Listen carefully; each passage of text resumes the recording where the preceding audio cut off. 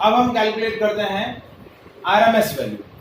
इसको effective value भी बोलते हैं, इसको वर्चुअल वैल्यू ऑफ एसी भी बोलते हैं। क्या बोलते हैं? Effective value of AC, virtual value of AC. Effective value of AC क्यों बोलते हैं? क्योंकि जो हमारे हॉट वायर ओमीटर और हॉट वायर वोल्टमीटर जो हमें न्यूमेरिकल वैल्यू बताते हैं वो हमारी एसी वोल्टेज या एसी करंट की आरएमएस वैल्यू होती है।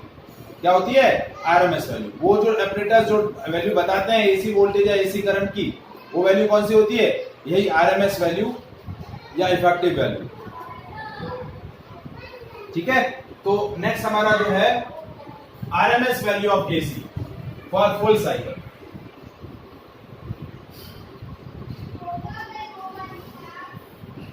RMS value of AC for complete cycle। Complete cycle के लिए RMS वैल्यू क्या होती है? देखिए RMS वैल्यू हुआ root mean square value of current. देखिए RMS कैसे कैलकुलेट करेंगे?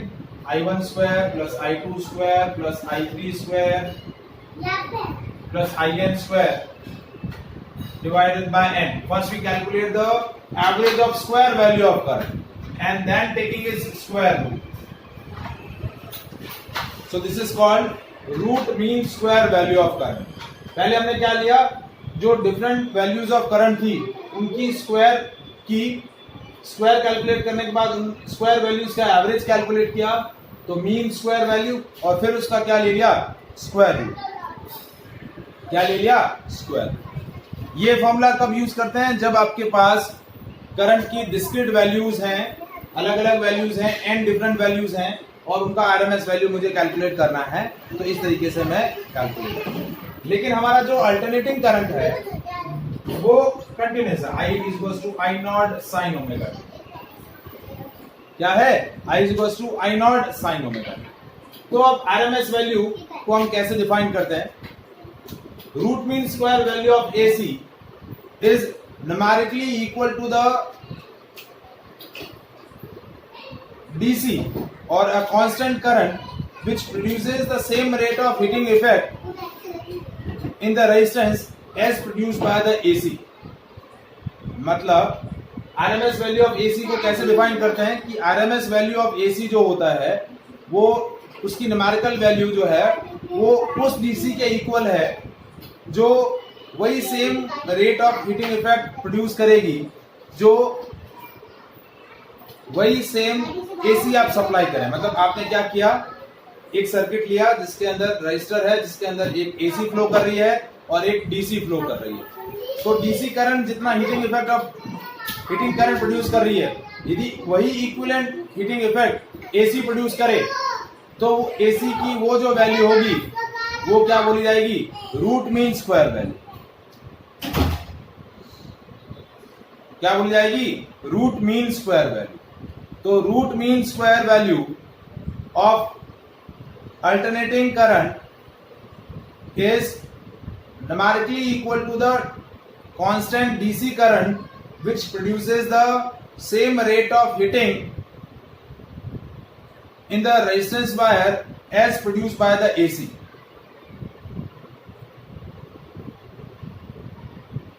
ठीक है, तो यदि आप AC इतना सप्लाई कर रहे हैं, I is equals to I naught sign square omega t, तो इस करंट की वजह से कंप्लीट साइकिल के अंदर कितना हीट एनर्जी प्रोड्यूस होगा? कितना हीट एनर्जी प्रोड्यूस होगा? देखिए हीट एनर्जी होता है I स्क्वायर आर। क्या होता है? I square R. तो हीट एनर्जी कितना प्रोड्यूस होगा?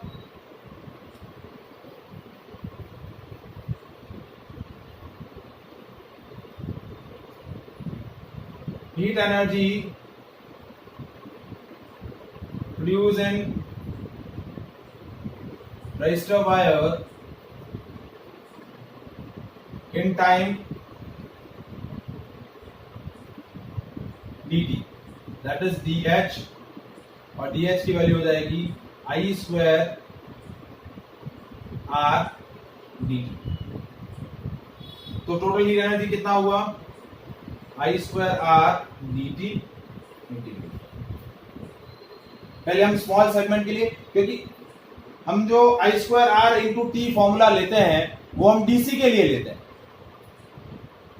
अब यदि ये एसी है, ये कौन सी करंट है, एसी करंट है। अब हमने डेफिनेशन क्या बोला कि ये जो आरएमएस वैल्यू होती है वो न्यूमेरिकली उसी डीसी के इक्वल होती है जो same heating effect of current, same heat energy produce करे सर्किट के अंदर। तो heat energy produce by resistance R in time T कितनी होगी, इन टाइम कैपिटल टी, पूरा टाइम है कैपिटल टी, तो क्या हो जाएगा, दैट इज आई स्क्वायर, ये डीसी लिया मैंने, I square R into T, I square R into T. अब ये हीट एनर्जी और ये हीट एनर्जी इक्वल होगी, तो I square R into T is equal to integration of I square R D, ठीक है, लिमिट 0 से t है। तो देखिए ये r से ये r कैंसिल हो गया, I square D C is equal to 1 by T integration of 0 to T I square D T, ठीक है। तो अब I square D C is equal to 1 by T I not square sine square omega T D, क्योंकि I की वैल्यू होती है I not sine omega T, तो उसका स्क्वायर करेंगे तो I not square sine square omega T 0 से T, I not square bar T denominator में। अब साइन स्क्वायर थीटा को हमने लिख दिया, sine square theta is equal to 1 minus cos 2 theta by 2, ये आइडेंटिटी हमने लगाई, क्योंकि साइन स्क्वायर थीटा का डायरेक्ट इंटीग्रेशन नहीं होता है, तो ये हो गया 1 minus cos 2 omega T by 2 dt integration 0 to t, I not square by 2 t, 0 से t हमने 1 बाय 2 dt अलग ले लिया, और minus I not square bye t integration ले लिया cos 2 ओमेगा t बाय ये 2 यहां बाहर ले लिया, और यहां पर भी 2 बाहर ले लिया, यहां बच गया 1। तो यहां दोनों टर्म का इंटीग्रेशन अलग अलग करेंगे, तो ये हो गया I not square by 2t, इसका इंटीग्रेशन हुआ t लिमिट 0 से t, minus I not square by 2t, इसका इंटीग्रेशन हुआ cos थीटा का इंटीग्रेशन होता है sin थीटा, तो sin 2 omega t by 2 omega denominator में, क्योंकि t के साथ न्यूमेरिकल वैल्यू 2 ओमेगा है, लिमिट 0 से t।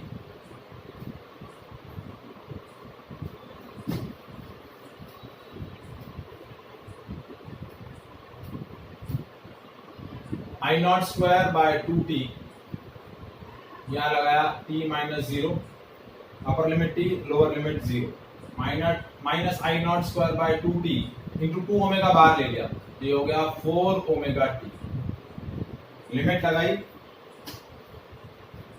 Sine 4 pi by t।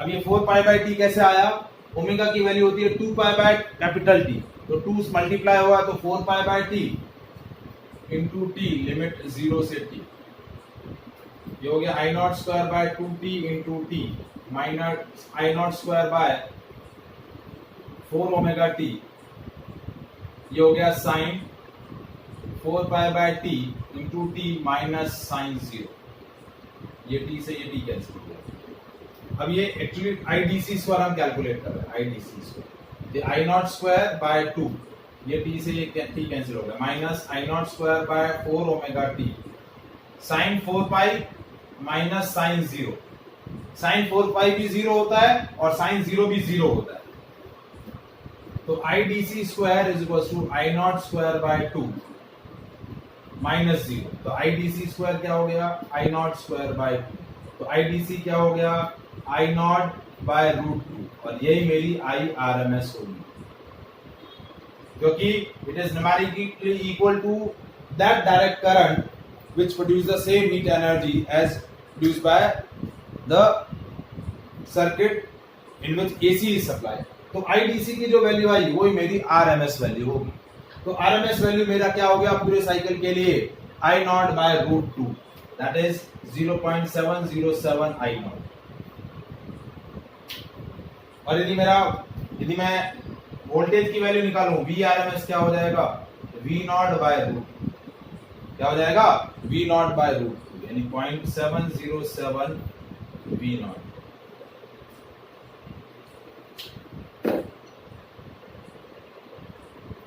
Is it clear?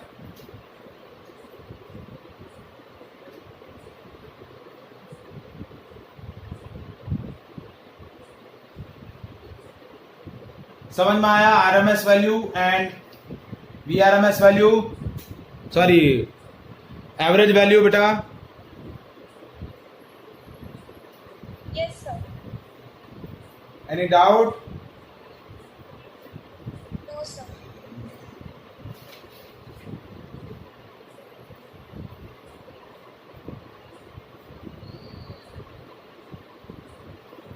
ठीक है, तो देखिए मैं इसमें कुछ क्वेश्चंस, एक दो क्वेश्चंस आपको डिस्कस कर लेता हूं.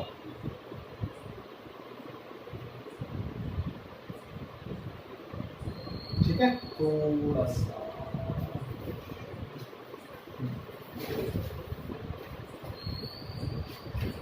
सर हाँ जी, नेक्स्ट क्लास में करें.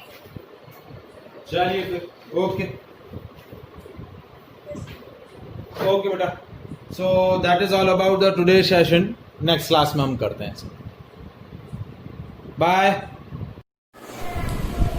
सो कल जो हमने डिस्कस किया था, average value of AC and root mean square value of AC for complete cycle and representation of AC voltage and AC current mathematically, उसी से रिलेटेड आज हम कुछ क्वेश्चंस करते हैं. ठीक है, आपको क्वेश्चन दिया है, the equation of AC voltage is V is equal to 100 root 2 sin 100 pi t. Find the RMS value and frequency of the voltage. Find VRMS and frequency of AC voltage. तो देखिए, अब इसको हम compare करते हैं. हमारी जो mathematical equation दी हुई है इस क्वेश्चन के अंदर, इसको स्टैंडर्ड इक्वेशन से कंपेयर करते हैं. V equals to V naught sine omega t. तो देखिए V नॉट की वैल्यू हो गई 100 रूट 2 वोल्ट. ठीक है, और ओमेगा की वैल्यू क्या हो गई, जब इस इक्वेशन को और स्टैंडर्ड इक्वेशन को कंपेयर किया तो V equals to 100 root 2 volt और ओमेगा की वैल्यू हो गई 100 पाई. ओमेगा की क्या वैल्यू हो गई, 100 पाई. अब VRMS क्या होता है, VRMS होता है V नॉट बाय रूट 2. तो ये हो गया 100 root 2 divide by root 2. Root 2 से रूट 2 कैंसिल, ये हो गया 100 वोल्ट. और ओमेगा होता है 2 pi f. So 100 pi is equal to 2 pi f. तो f की वैल्यू हो गई 100 पाई डिवाइड बाय 2 पाई. पाई से पाई कैंसिल, फ्रीक्वेंसी आ गई 50 हर्ट्ज. कितना आ गया frequency, 50 hertz. Is it clear?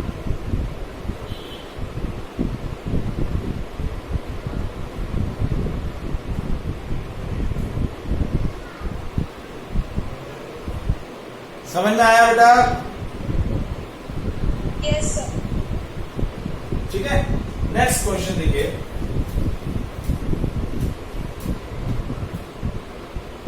Question number second. N alternating current is given by I is equals to 50 sin 100 pi t आपको पूछा है फ्रीक्वेंसी ऑफ करंट, सेकंड आपको पूछा है mean value of current during positive half cycle, I average for half cycle, virtual current is IRMS, virtual current मतलब IRMS, and the current at t is equals to 1/300 second. Current की value calculate करनी है at time is equals to 1/300 second. तो कैसे करेंगे देखिए, अब इसको स्टैंडर्ड इक्वेशन से कंपेयर किया, I equals to I naught sine omega T, ये इक्वेशन 1 है और ये इक्वेशन 2। ये करंट आपको एम्पियर में दी हुई है, ठीक है। ठीक है, तो अब स्टैंडर्ड इक्वेशन से कंपेयर किया तो I नॉट की वैल्यू आ गई 50 एम्पियर और ओमेगा की वैल्यू आ गई 100 पाई रेडियन पर सेकेंड। तो omega is equal to 2 pi F, तो एफ की वैल्यू हो गई ओमेगा बाय 2 पाई, ओमेगा की वैल्यू है 100 पाई अपॉन 2 पाई 50 हर्ट्ज। अब आई एवरेज, ये आई एवरेज क्या आएगा for half cycle, that is 0.637 I not, 0.637 I not, ये मैंने बताया था। या फिर इसको हम बोल सकते हैं 2I नॉट बाय पाई, जैसा आप चाहें वैसा कर सकते हैं। तो 0.637 इंटू I नॉट की वैल्यू है 50, तो 50 को 0.3637 से मल्टीप्लाई करो, क्या आ रहा है आंसर बेटा?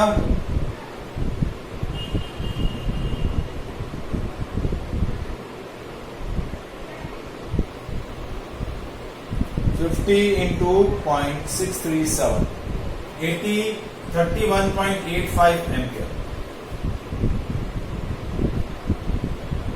अब थर्ड पार्ट आरएमएस वैल्यू।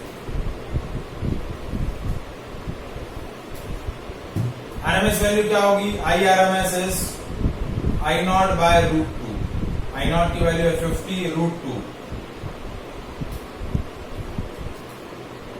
तो ये हो गया रूट 2 से मल्टीप्लाई किया हमने, तो ये हो गया 50 रूट 2 बाय 2 यानी 25 रूट 2 एम्पियर। रूट 2 की वैल्यू आप चाहें तो 25 इंटू 1.414, ठीक है, तो मल्टीप्लाई किया 25 इंटू 1.414, 35.35 एम्पियर। अब चौथा वैल्यू है करंट की वैल्यू निकालनी है at t is equal to 1/300 second. तो I is equal to 50 sine 100 pi into t की वैल्यू 1/300, तो ये हो गया 3, ये हो गया 50 sine pi by 3। Sine pi by 3 की वैल्यू कितनी होती है? साइन 60, साइन 60 हो गया रूट 3/2, जो हो गया 50 इंटू रूट 3/2, जो हो गया 25 रूट 3 एम्पियर। कितना हो गया? 25 root 3 ampere.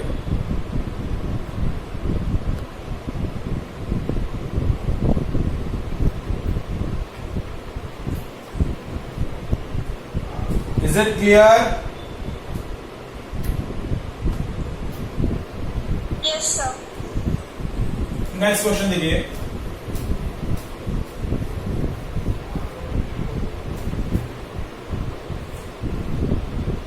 Question number 3rd। The current and voltage in a circuit is given by I is equals to 3.5 sin 628t plus 30 degree ampere, and voltage V is equals to 28 sin 628t minus 30 degree volt.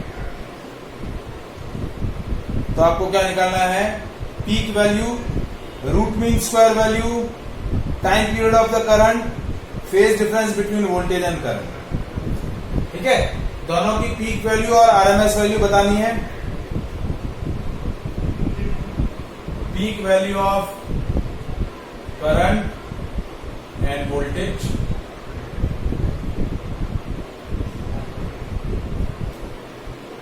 RMS value of current and voltage, time period of current,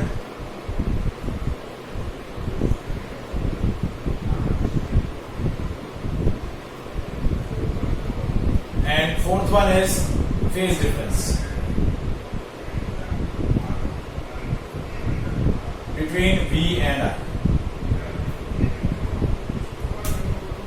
तो देखिए कैसे calculate करेंगे।